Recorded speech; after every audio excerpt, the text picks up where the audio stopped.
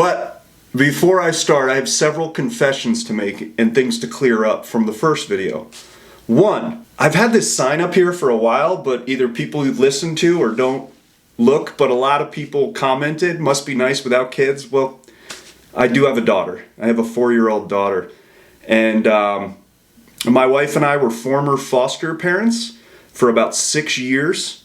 If you've watched any of my other videos, you know that I'm a 2-time cancer survivor. About 13 years ago, I guess it was now, I was first diagnosed and then diagnosed again, and I was given 60 days to live and went through about 130 hours of chemo. So unfortunately, I wasn't able to have kids.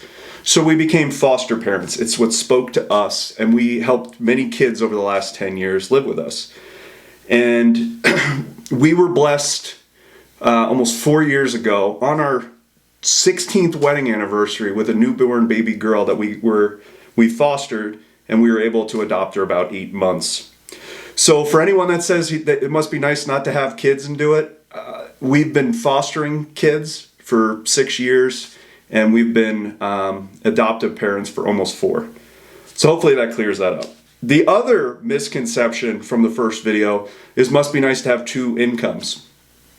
Well, we only have one, and we've had one for about 13 years. When I became terminally ill, my wife left her job so she could be there with me. We were working both in retail, and it was extremely difficult with me traveling around the country and her working nights and weekends to continue going. So my wife left her job, we adjusted, and once we became foster parents, so it made a ton of sense for her to stay home with the kids that we were caring for. But even before that, my medical bills, if any of you have ever been through that before, know that's a full-time job in itself. So my wife spent the first couple of years negotiating with hospitals and bills and all sorts of stuff in order to get basically out of that $250,000 out-of-pocket medical debt. So a couple of people in the comments on the last video commented that must be nice without kids. It makes it more difficult. I hear you and I agree. And must be nice to have 2 incomes. We don't. We've only had one for the last 13 years. So I hope it clears it up. With that, what is your dream? More people spend time planning their vacation than the rest of their life. It's true. I was that person that spent more time just planning the next vacation instead of planning my life. And when I started to do this, it helped me figure out what I wanted my dream was to be, which is to have control over my life. You know, I mentioned earlier, I believe, sometimes I rant, but I've worked in retail for 25 years, and I haven't had Thanksgiving with my family, like my mother, in 25 years, because I have to work basically every holiday. You know what my dream is? To not have to do that anymore. To not have to travel or not have to live on a plane and be there for my daughter and be there for my wife. That's my dream. And when you break it down, it's not about the cars or the clothes that you upgrade. It's not about perception. It's not about getting solar panels on your house or a Tesla. We all have a dream. And sometimes it's a lot easier to figure out what that dream is first. And usually it's not materialistic things, because when you are fixating yourself to a budget, when it feels, and it's not always easy living below your means, but when the time gets tough, it's easier for me to remember what my dream is and why I'm doing this, why I'm getting on this plane, because it's all part of the plan, so that someday I can be in control of my life instead of banks, or instead of a car owning me, or instead of work owning me. Find out what your dream is, and it makes a lot easier for you to live below your means. Bonuses should be a bonus, is what I learned. I was fortunate. Not everyone has a role that gives bonuses out. And it's amazing the amount of people that I would talk to, coworkers, that kind of already spent the bonus before they even got the bonus. You know, we've all seen the National Lampoon's Christmas, where he bought a pool, put a down payment on a pool before he even got the bonus, and you could see how stressed out he was. And I think a lot of people do that. To me, bonus is a bonus. I don't depend on it. It's nice if it arrives, But over the last 10 years, I've stocked away every single bonus I've had, every single tax refund I've had, every single just like finding that $20 in your pocket from a couple of years ago. I just invested all of it and let that money work for me. I think a lot of people just overextend themselves and spend it before, and that's a recipe for disaster. So if you're someone that's fortunate enough to get a bonus is that. It's a bonus. Do what you will. For me, I want that bonus to take years off of the amount of time I have to work. I want that bonus to come in handy so when I don't want to work anymore, I don't have to work anymore. If I have to be at a business like meeting and my daughter has a recital, I want to say, I'm not going and I don't care. That's, to me, the ultimate bonus is control over your life and what you say yes and what you say no to. That's a bonus, more so than I got a pool.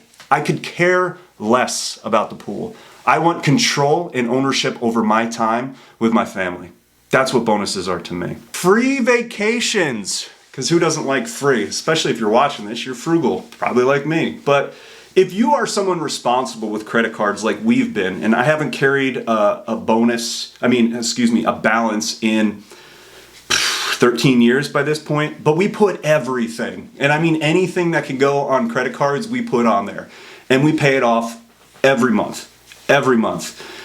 And we figure out who's got the most points and we add up. So we are Amex customers. In fact, I have an Amex Platinum, which I do pay a fee for, but for work, when I travel, I get 5 times the amount of points back when I use it for travel, so I exclusively, and it pays for itself. But we don't vacation every year, but when we do, I'll usually save up 3 or 4 years and do a very grand vacation, completely paid for with points off of my credit card. Every month we slow down to figure out how we can maximize it, and we'll use all of our points that we collect in order to pick out a nice vacation. So, if you are good with your credit cards, you can absolutely find ways to get free vacations. It might just not be the normal twice a year like most people take a vacation. We spread it out every couple years and we do it from there. Local benefits. There is this thing called a park, which a lot of us don't know about. I laugh because it's like, as I have conversations with people, other parents and stuff, I'll just say, like, have you ever thought of taking it to the park? And they're like Disney? And you're like, no, there's like free parks near a lot of people. But we try as best as we can to do that instead of joining a Six Flags Great Adventure or going to Disney or things like that. And you could do it with more frequency. We meet other parents, other people in the community, but there's all sorts of local benefits. We go to reading hours with our daughter, and we just look for community things often for entertainment instead of going out to the movies as a family or going shopping at a mall. There's even things like libraries. Those still exist. We'll go there and set up free accounts, take out books. We'll try them out before we like it. And even sometimes I do that on movies as well. If there's a movie I'm unsure of and I don't want to spend. So take advantage of local benefits. There's Facebook groups and all sorts of stuff. And there's so many ways to have fun as a family instead of, spending aimlessly. My wife and I have monthly finance meetings, and it kind of hit me as being in business and retail for over 20 years. I would have end of the month business reviews, and when I was really bad with money, we spent no time on that sort of stuff, and it didn't make a lot of sense to me. So we track our net worth every month. We don't really check budgets at all anymore. So I'm going to blow some people's minds with that, but I don't have a monthly budget. What I do is I focus on my net worth.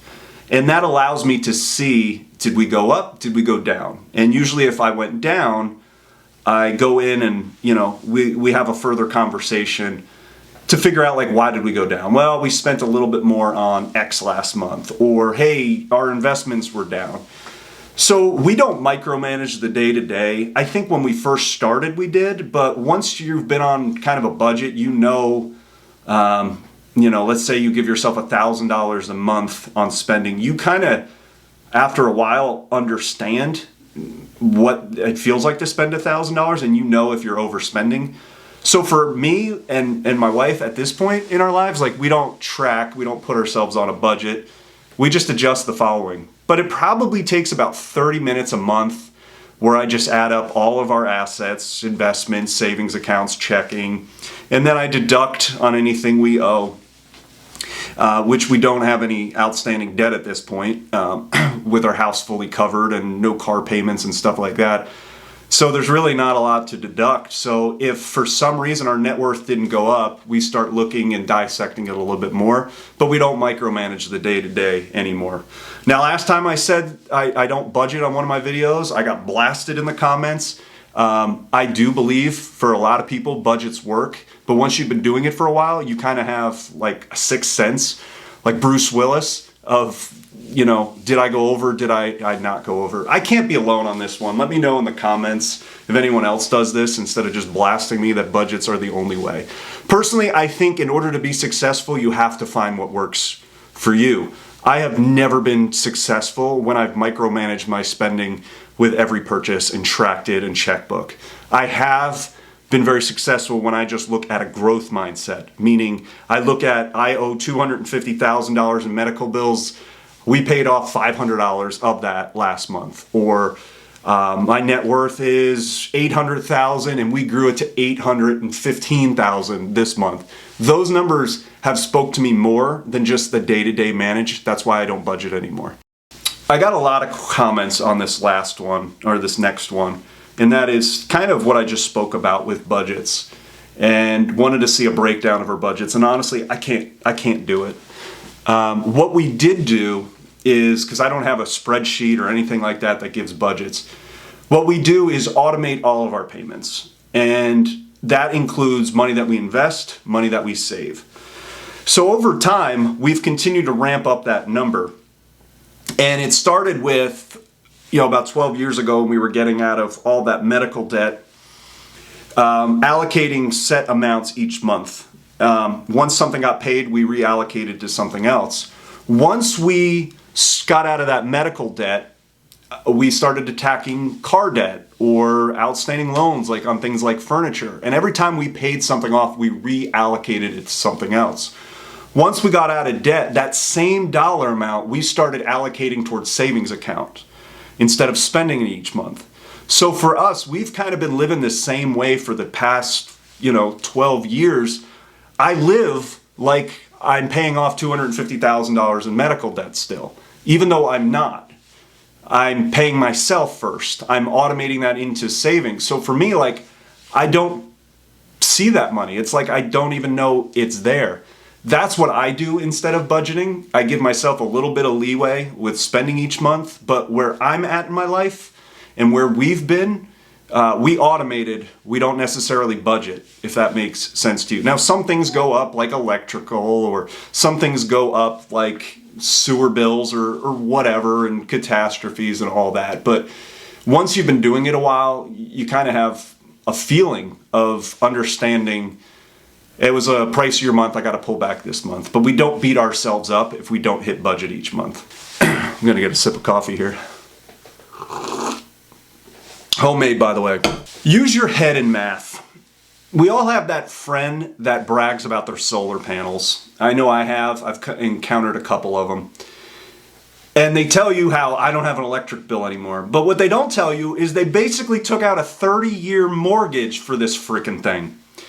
So just because you're cutting one bill doesn't mean you're signing up for another. And I've kind of adapted this mindset over the last 10 years or so around just use your head and math to make decisions, not selling tactics. Like, it sounds great, a Tesla, but do the math. Isn't it really, just because you don't have a gas bill, but you're paying an extra $300 a month on your lease, does it really balance it out based on how much you drive? In some cases, maybe it does. And I'm not saying in all circumstances, nor am I telling you don't get solar panel or don't get Tesla. What I'm saying is use the math to determine if this is a smart business decision, not just an impulse purchase or something to make you feel cool. But I think oftentimes we try to justify savings with something that we just really want. So My advice is use your damn head and common sense while making decisions, and really do the math to say, yeah, I don't have a gas bill, but I was paying $300 a month in gas. Now I have an extra $500 on top of my payment. That's not a very good business decision. And I've just tried to adapt that with my wife over time, and it's usually worked out well. And there's times I'm tempted. I'm not gonna lie. There's times I'm tempted. It would be great to have a car when I don't have to get gas anymore. But what does that cost?